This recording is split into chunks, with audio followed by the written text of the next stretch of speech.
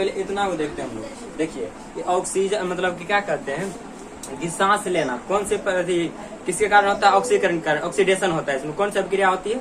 Oxidation, ऑक्सीकरण प्रक्रिया होती है। और इसमें कौन सी बनता है?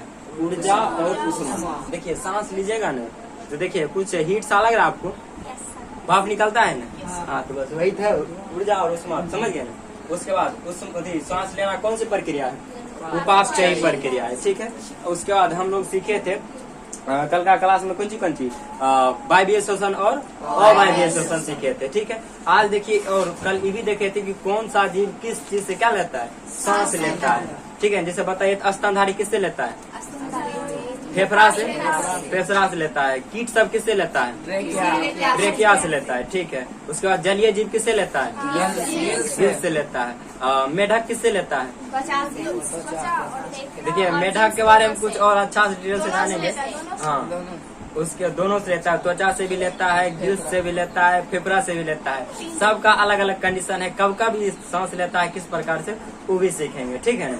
चलिए और क्या कहते हैं मत्स्य सब किससे लेता है? पानी वाला जीव सब गिल्स से लेता है, ठीक है। स्तनधारी किससे सांस लेता है? फेफड़ा से लेता है। कीट किससे लेता है? ट्रेकिया से लेता है। मेढक किससे लेता है? त्वचा, गिल्स। जलीय जीव किससे लेता है? गिल्स से।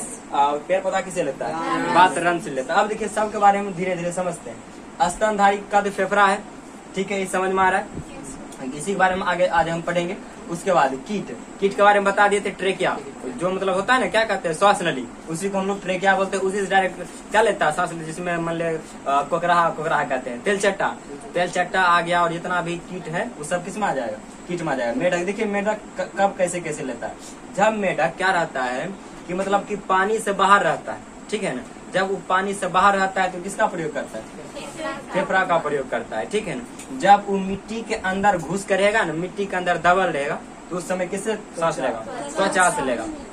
और वो जब पानी के अंदर रहता है ना तो फिर भी वो गिल्स का प्रयोग करता है। और देखिए ये गिल्स का प्रयोग किस प्रकार से करता है? अभी आप लोग हमारे घर आते होंगे तो जहाँ छोटका दिखो करता है मछली, बैंग मछली जिसको बोलते हैं, मतलब कि जोक नहीं रे, मतलब छोटा मछली नहीं दिखता है, छोटा वो जो तैरते रहता है, मछली ना है, वो मेढक है, समझ गए ना।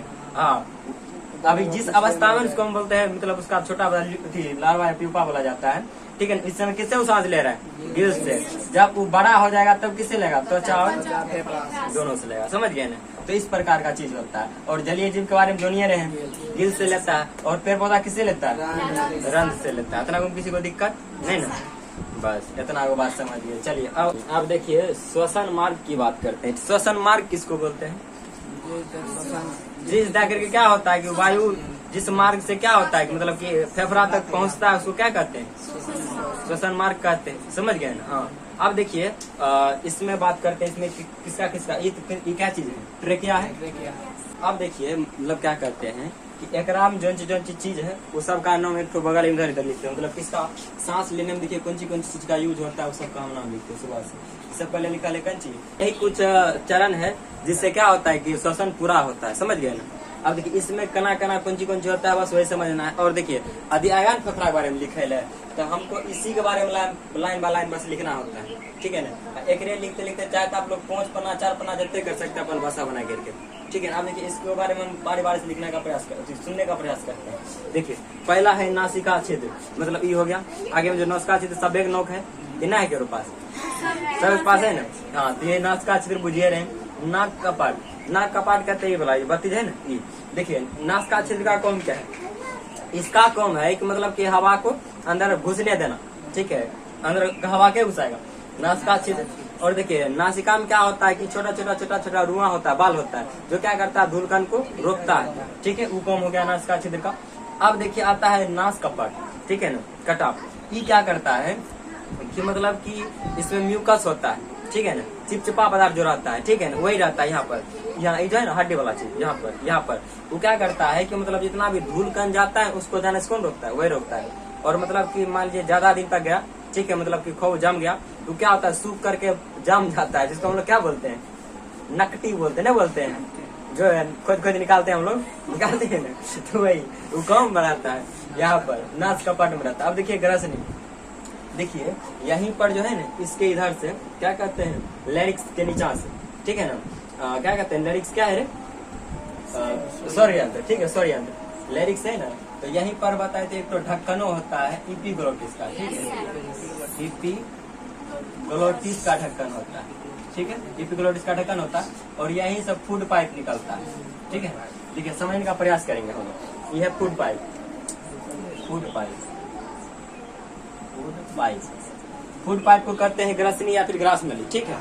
अब देखिए समझते हैं यहाँ पर क्या होता है। आप लोग को बताए थे कि क्या होता है कि जब हम लोग देखिए यहाँ जब गला है ना, गला ये जो है क्या कहते हैं, इसका नाम है लिरिक्स, सॉरी जहाँ से हम लोग बोल रहे हैं यही एक जस्ट निजाम क्या होता है, एक ढक्कन होता है इपीग्लोटिस का, ठीक है, जो क्या करता है कि श्वास नली और वायु नली को, मतलब कि भोजन नली को, दोनों क्या करता है बारी बारी से ढकता है और खोलता है। देखिए यही से अलग होता है, यहाँ तक कैसे में है, यह मतलब जिस रास्ता से हवा जाता है उसी रास्ता से क्या जाता है, भोजन भी जाता है, लेकिन अलग कौन सा हो जाता है, ये इपीग्लोटिस के ढक्कन लगा, ठीक है ना, स्वर अंत के जस्ट थोड़ा नीचे से, ठीक है। यहाँ पर देखिए, यहाँ पर यदि हम लिरिक्स बनाए हैं तो यही के जस्ट नीचे से क्या होगा, वो चेंज हो जाएगा, यहीं पर ढक्कन रहता है, समझ गए, वो क्या करता है, इसको ढकता है।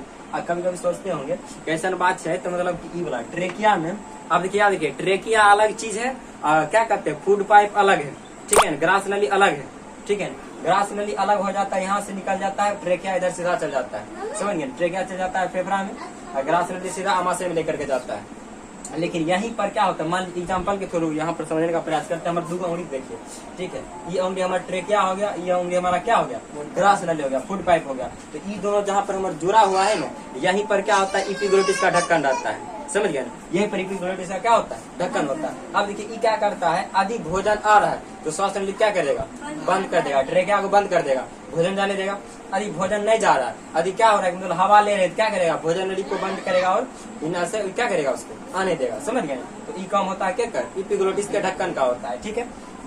अब देखिए कभी कभी क्या होता है कि जैसे उस दिन बताए थे हिचकी के बारे में, ठीक है ना, जो होता है हिचकी आता क्यों है, उसका सिंपल और सीधा सा रीजन है कि क्या होता है कि भोजन जो है ना, हमारा ध्यान जब कहीं और रहता है, ठीक है, मान लीजिए हम खाई रहे हैं कि उसको याद कर रहे हैं, ठीक है ना, तो क्या होता है कि कंफ्यूज हो जाता है, ढक्कन कंफ्यूज हो जाता है। वो क्या करता है कि मतलब कि ट्रेकिया में भी हल्का सा भोजन घुस जाता है, ठीक है, जैसे ही हल्का भी भोजन किसमें आया, ट्रेकिया में आया, तो ये फेफड़ा क्या करता है कि दम लगा करके मारता है, ठीक है, इसको ऊपर फेंकने का, इसमें एक बार भोजन रहना नहीं चाहिए, समझ गए।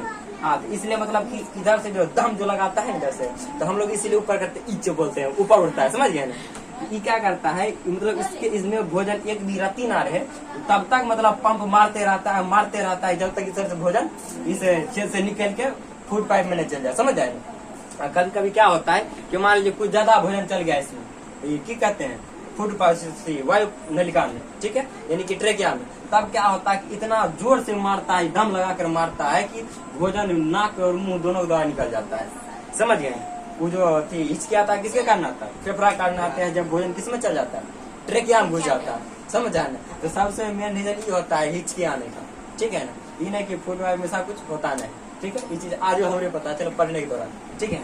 अब देखिए आगे बढ़ते हैं, इतना में कोई दिक्कत ट्रेकिया तक समझिए कि मतलब कि हवा आया, भोजन आया तो भोजन को अलग कर देगा, हवा आया तो इसमें इधर घुसने देगा, एंट्री कर देगा, ठीक है। अब देखिए एक चीज देखिए, ये जो ऐसे है ना, ये जो ऐसे दिख रहा है आपको, ये किस लिए दिया जाता है, ये जो हड्डी होता है ना, एक काम है क्या चीज की, इसको सिकुड़ने नहीं देना, बंद नहीं होने देना। यदि मान लीजिए ये हड्डी यहाँ पर नहीं रहेगा ना, तो की करेगा कि चिपक जाएगा आपस में, और जैसे ही चिपक गया तो मान लीजिए अब कंची होगा, ये हवा जाने देगा, रोक देगा, ठीक है। इसमें यहाँ पर क्या रहता है, यहाँ पर बंद लगल रहता है, इसके कारण क्या रहता है, हमेशा इसको फैला के रखता है, इसका नाम है ब्रोंकस, ठीक है। ये क्या करता है, यहाँ पर इसलिए लगाया जाता है, ट्रेकिया पर लगा रहता है ताकि एक दूसरे से चिपके न, चिपक जाएगा क्या हो जाएगा, सांसें नहीं ले पाएंगे, अंदर हवा नहीं जाएगा, कहानियां खत्म हो जाएगा, हवा लेवे नहीं करिएगा ताकि प्रोसेस नहीं होगा, ठीक है, इतना समझिए। अब देखिए ब्रोंकस का काम समझिए करता है। अब आगे जब चलाता है इसका, जब ये ब्रोंकस का जो शाखा बढ़ जाता है, देखिए इधर ब्रोंकस गया, इधर ब्रोंकस गया, ये सब जो शाखा के रूप में आपको दिख रहा है, इसको बोलते हैं ब्रोंक्यूल्स, क्या बोलते हैं, ब्रोंक्यूल्स। इसी देखिए क्या कहते हैं, ट्रेकिया के द्वारा हवा आया, ठीक है, आया हवा, अब दोनों फेफड़ा में जाएगा, ठीक है ना। तो अब देखिए यहाँ तक तो आया ट्रेकिया द्वारा, ठीक है, ट्रेकिया बटा दो भाग में, ठीक है। अब बटने के बाद इसमें जो शाखा दिख रहा है, जो पहुंचाता है वायु, ठीक है, वायु कोशिका के पास हवा किसके द्वारा पहुंचता है, ब्रांक्यूल्स के द्वारा। इस शाखा जैसे पेड़ पौधा में तना होता है ना, उसी प्रकार इसमें क्या होता है, ऐसे शाखा होता है, ठीक है, जिसका नाम क्या है, ब्रांक्यूल्स है। इसके बाद ये जो है फूला फूला फूल जैसा संरचना दिख रहा है वो क्या है, वो है वायु कोष्ठिका। ठीक है, ये वायु कोष्ठिका में हवा जाता है और मतलब क्या होता है, मतलब कि जाने की वजह से हवा अंदर लिए ना, ये क्या करता है, फूल जाता है, समझ गए ना। देखिए हवा लेंगे क्या होता है, ऑटोमेटिक क्या होता है, हम लोग का ब्रेस्ट आगे बढ़ जाता है ना, देखिए फूला ना, समझ गए ना। हाँ, तो यही सब क्या हो जाता है, फूल जाता है। और नॉर्मल रिदम की बात करें, मतलब कि नॉर्मल सांस की बात करें तो एक बार यदि नॉर्मली सांस लेते हैं ना तो 500 ml हवा आता है। कितना आता है, 500 ml तक का हवा चलाता है एक बार में। ठीक है ना। यदि हम क्या करें, जबरदस्ती अटाने की बात करें, कैपेसिटी बात करें कि फेफड़ा में कितना हवा अट सकता है, तो 6000 ml तक क्या होता है, अट सकता है, यानी 6 लीटर। ठीक है ना, और 6000 लीटर तक इसमें क्या हो सकता है, अट सकता है, 6 लीटर का सकता है। ठीक है, अब देखिए समझने का प्रयास करते हैं कि क्या कहते हैं, यानी कि देखिए नॉर्मल इसे हवा लेते कितना आता है, 500 में, उसके बाद पूरा इसे कस के आदि पूरा अंदर हवा ले लियो तब कितना आ जाएगा, 6000 ml तक आ जाएगा। इसका कैपेसिटी कितना होता है, 6000 ml। ठीक है ना। हाँ, अब यहाँ तक ब्रोंकियोल समझ लिया, वायु कोष्ठिका समझ लिया। अब देखिए अब क्या होता है, वायु कोष्ठिका के बाद किस में जाता है, हवा रक्त में जाता है। ठीक है, अब देखिए रक्त में गया, रक्त क्या करता है कि मतलब इसमें जो हमारे रक्त में जो होता है हीमोग्लोबिन, क्या होता है, हाँ हीमोग्लोबिन क्या करता है कि रक्त से O2 लिया, ऑक्सीजन लेगा, और ले के बाद किसके पहुंचेगा, हमारे पूरे शरीर को कोशिका में क्या करेगा, बैठ देगा, सबको पूरा कोशिका में क्या करेगा, बैठ देगा। अब कोशिका में कहा जाएगा, उसके बाद माइटोकॉन्ड्रिया के पास जाएगा, क्योंकि ऊर्जागृह उसी को कहते हैं ना।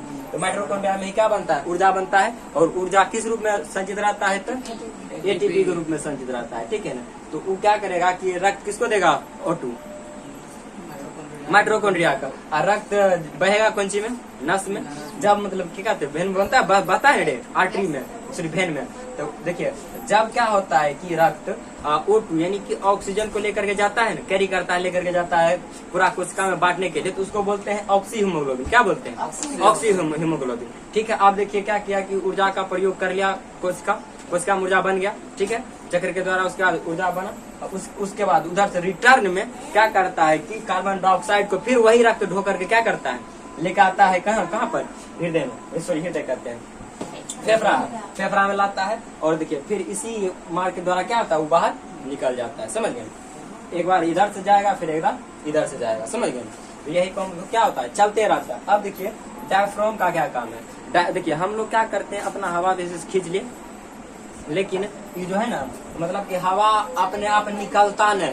ठीक है ना, इसको निकालने का काम कौन करता है, डायफ्राम करता है। ठीक है, डायफ्राम का काम है, देखिए जैसे हम हवा लेते हैं जैसे, तो डायफ्राम क्या होता है, ऊपर उठ जाता है, और जैसे हवा छोड़ते हैं क्या होता है, नीचा चल आता है, समझ गए।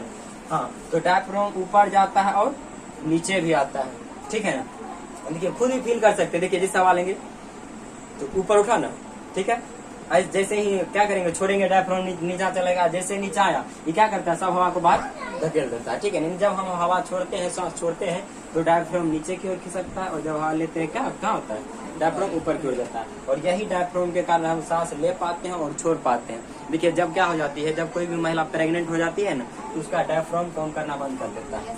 ठीक है ना, उसका तब जो पसली होता है ना यहाँ पे, इसके दोनों साइड में, वो काम करता है, चीज का डायफ्राम का काम वो करने लगता है। यदि उसका ई टूट गया, ठीक है, तब वो सांस नहीं ले पाएगी, उसकी मृत्यु हो जाएगा, समझ गए।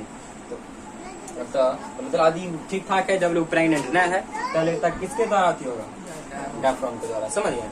हाँ, तो अब देखिए क्या है कि हम लोग का जो फेफड़ा है वो घिरा होता है डबल झिल्ली से। ठीक है ना, वो झिल्ली का नाम क्या है, पैराकाइडल क्लूटा। ठीक है, क्लूरा यही नाम होता है। जो दूसरा झिल्ली से जो हमारा हृदय कहते हैं, फेफड़ा घिरा हुआ है, इसका नाम क्या होता है, पैराकाइडल क्लूरा। ठीक है। हाँ, देखिए इसका सिंपल और सीधा मतलब समझे, अगर कौन सी कौम है तो सीधा समझे, इतना समझे नासिका छिदका की कौम है। ठीक है, कपाट का खींचो ग्रसनी, और क्या कहते हैं स्वरयंत्र हुआ, मतलब क्या आवाज निकाले वाला। एक रे जस्ट नीचा में क्या होता है, एपिग्लोटिस का ढक्कन होता है, जो हमें फूड नली और क्या कहते हैं ट्रेकिया, दोनों अलग होता है। इनकी श्वास नली भोजन नली अलग होता है।